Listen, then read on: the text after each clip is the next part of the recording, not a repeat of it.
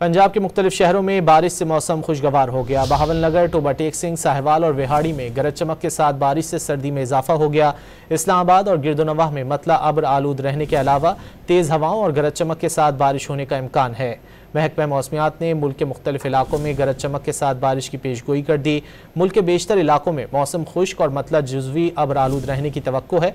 रावलपिंडी, अटक, जेहलम, मुल्तान, सरगोधा, लाहौर और फैसलाबाद में चंद मकामात पर तेज़ हवाओं और गरज चमक के साथ बारिश का इम्कान है। सिंध के बेशतर अजला में मौसम खुश्क रहने की तवक्को और बालाई सिंध में तेज़ हवाएं चलने का इम्कान है।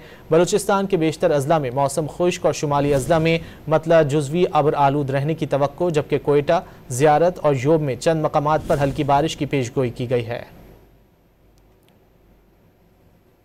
इस्लामाबाद और गिरदोनवाह में मतला अब्र आलूद रहने के अलावा तेज़ हवाओं और गरज चमक के साथ बारिश होने का इम्कान है।